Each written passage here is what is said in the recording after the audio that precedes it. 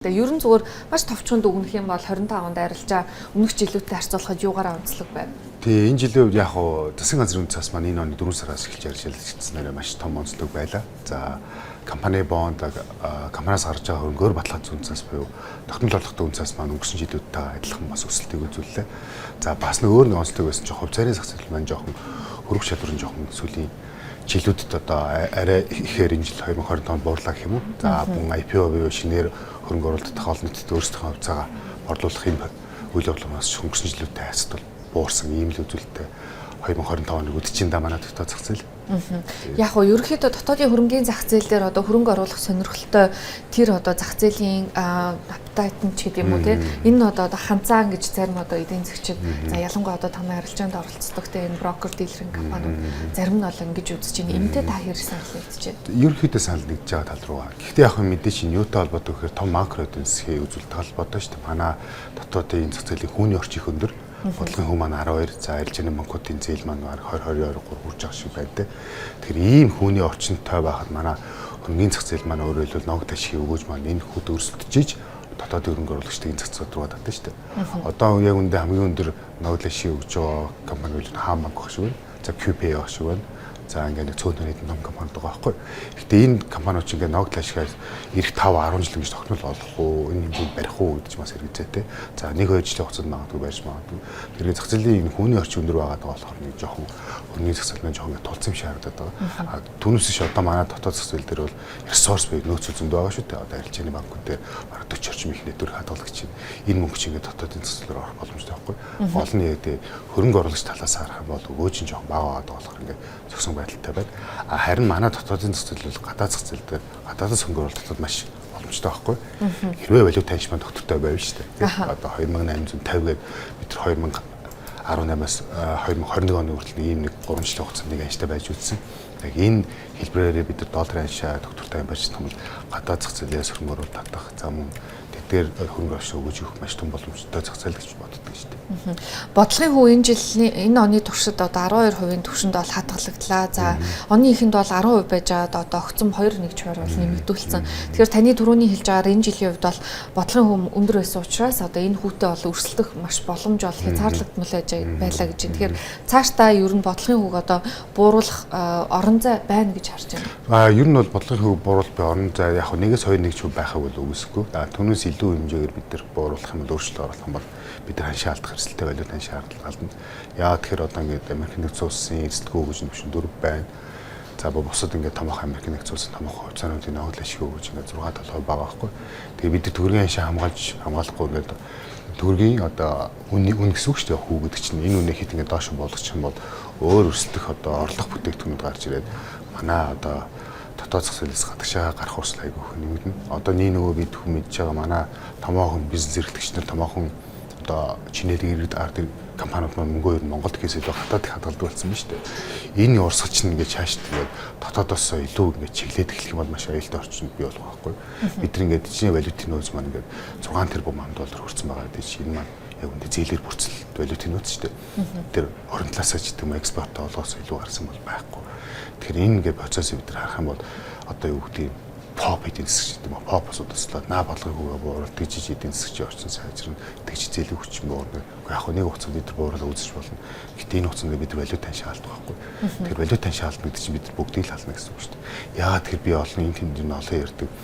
Төгрөгөө бид нар барьчууд эрээн очиж бид нар явна болгож чадахгүй ийм л валюттай болсон шүү дээ. Тэгэхээр энийг бид нар хаанаас ойлгох ёстой гэж боддог шүү дээ. Эх оны хувьд бол мэдээж хүлээлт бол төрийн хэмжээний компаниудын хөвчлөл хөрөнгөний биржээр явагдах нэ гэсэн юм хүлээлт бол хэдийнэ үүссэн байж байна. Тэгэхээр арилжаа эрхлэгчдийн холбооны зүгээс яг одоо энэ 18 компани жагсаалтыг харах юм бол хэр сонирхол татгууц одоо хөрөнгө оруулалт хийж болохоор харагдаж байна. Яг өмнөх 2023 оны засгийн газраас баталж исэн тогтоолд орсон компаниудыг бодвол энэ удаагийн компаниуд маш сайн одоо юу гэдэг ер нь бол урдаа барих том сайн компаниуд байгаа.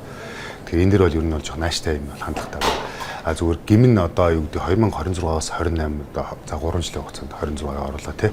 3 жилийн хугацаанд 18 компани тодорхой хэмжээнд IPO буюу одоо олон нийтэд хувьцааг санал болгоход яг одоогийн нөхцөл байдалд бол манай зах зээл магтаамжны бол дийлэхгүй л тий. Одоо бид заавал гадаадас хөрөнгө оруулалт очиж бол бодох хэрэгтэй. Гэтэ яг манай ингээд улсыг хурлж гэдэг улсын газрын түвшинд одоо энэ төрөмжлөх компаниг одоо шууд олон нийтэд болгож бүх юм сайхан болно, өргөс авсан юм шиг ингээд яриад шиг байна л да. Бид нар бол менежмент нь бас өөрчлөх хэрэгтэй. Нэгт хоёр бид нар зах зээлийн орчиныг бүрдүүлэх хэрэгтэй.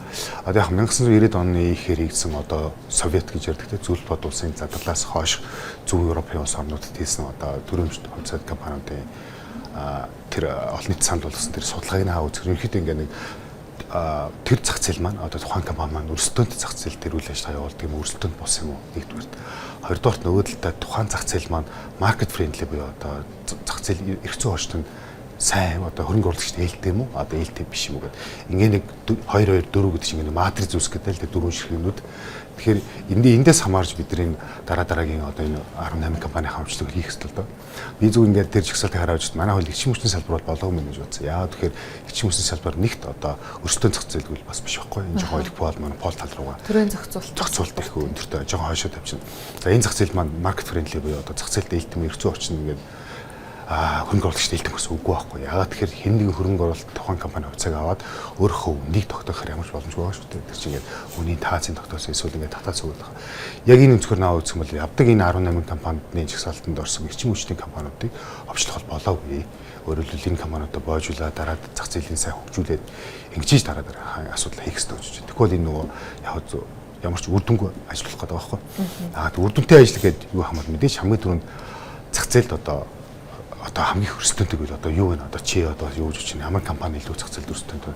За магадгүй эдэмчээд Эрдэнэс 5-7 за яа ч гэж одоо за болж байна те. Энэ зах зээлд одоо хөрөнгө оруулагч хэрэгтэй. Ашигтай ажиллаж байгаа компаниуд. Яг зөв. Ер нь ашигтай ажиллаж байгаа компаниуд түүж яах хэрэгтэй. Гэтэ яг бид нар бас сайн бодох хэрэгтэй. Нөгөө талаас бид нар нөгөө нэг ерөнхий том эрх зүйн орчин аягүй жоохон дутмаг байгаа шүү дээ. Төрийн болон орон нутгийн хэмжээний тухай хууль одоо бид нар яг мөрдөж байгаа хууль байгаа. Өнгөрсөн хавар бас өөрчлөлтөд бас хэмжээгүй те улс төр нь ихтэй дамжаагүй шүү дээ. Тэгэхээр энэ хууль дээр нэг заалт байгаа шүү дээ. Төрийн болон орон нутгийн хэмжээ оролцоотой нээлттэй хувьцаат компани та болон түүнээс дэшгүй нэг болон нэгдмэл сонирхолтой те тодтолдож авч болохгүй гэсэн.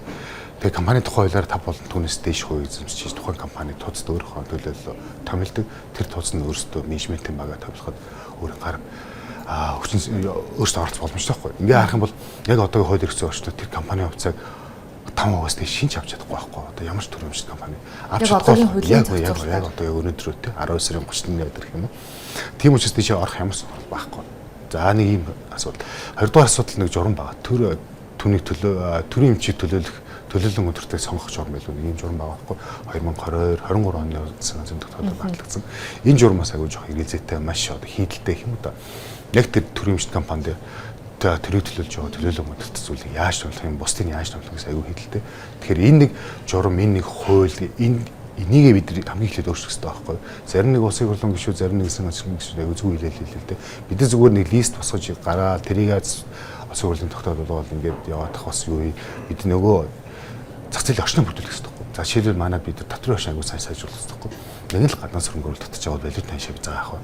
Тогтвортой барих гэж хийцээ. Зөв манай улсад манай хөрөнгөний төсөл хөрөнгө оруулалт бид нар 20 30 жилээр ингээд татврын хөнгөлөлт үзүүлээ. Бидний яг өрсөлдөж байгаа Казахстан, Үзбекистан улсууд ийм арга хэмжээ хийж штэ. 2016 оны хүртэл ингэ хийж байгаа байхгүй. За нэгт хоёрт бид нар Сингапуроос их мөнгө татвар хийчихэд гэтэл ингээд Сингапурт ч маш том татврын хөнгөлтүүд байгаа даа л да. Тэгэхээр бид нар энэ дээр анхаарч ийж юу нэг том нийлүүлэлтээ хийхгүй бол ингээд нөгөө зах зээл дээр нийлэлт төсөл яадаг үлээ үнэ буурдаг штэ. Тэгэхээр энэ төрлийн компани үнэлгээ компани үнэлгээ буурах маш том эрсдэл л гэж бодож байна. Мят ч гэдэм үү за магадгүй одоо ашигтай ажиллаж байгаа компаниудыг бол хөвчилж болж байна. За гэхдээ дотоодын хөрөнгөний зах зээл дээр бас ийм боломж алгаа гэж байна. Өөрөөр хэлбэл бол 5% л ерөөсөө авах боломж байна гэж байна. Тэгэхээр гаднаас одоо хөрөнгө оруулалт татъя гэхээр хууль эрх зүйн орчин яг ямар байна? Одоо давхар бүртгэлтэй байх боломж нь байна уу? Бид нар мэдээж нөгөө гаднаас мэдээж бид нар татварч гэдэг юм уу машин их тодорхойлох хэрэгтэй. Бидний гаднаас одоо хөрөнгө оруулалт татах ингээд машин олон ойлгомж өгдөг байхгүй. Хөрөнгөний бие шороож гэдэг, татгааж гэдэг юм уу. Бүх юмнаас бид нар заавал нэг тодорхойлт авч иж тэр хүмүүс маань итгэж идэг ерөөсөө тийм дардан зам явдаг шийдлэн гэж байдгүй. Тэгэхээр өнөөдөр яаж хийсэн юм маргааш өөрчлөгдөж идэв юм. Ийм том ингээ асуудал байгаад байсан жоохон хэмжэглэл шүү дээ.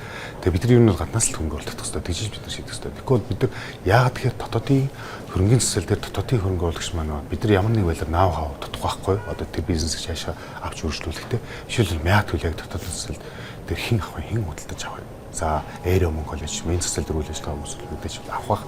Актив бид нар хяналтч гэдэг юм уу бас хүчин зүйлээ хамаар бид гадны хөрөнгө оруулалт татах хэрэгтэй. Ялангуяа урт хугацааны стратеги энэ зах зээлийг мэддэг. Тэгэхээр энэ дээр бас их анхаарах хэрэгтэй гэж бол харж байна. А яг хууль эрх зүйн орчин дэд бүтцүүд бид нар ерөнхийдөө боломжийг айгу одоо юу гэдэг яг одоо энэс л болоод би энэ зах зээл дээр хөрөнгө оруулалт орчихгүй гэж бол хийж чадахгүй байхгүй. А зүгээр яг түрүү хэлсэнчлэн нөгөө 5% хязгаар гэж маш том хязгаар байна.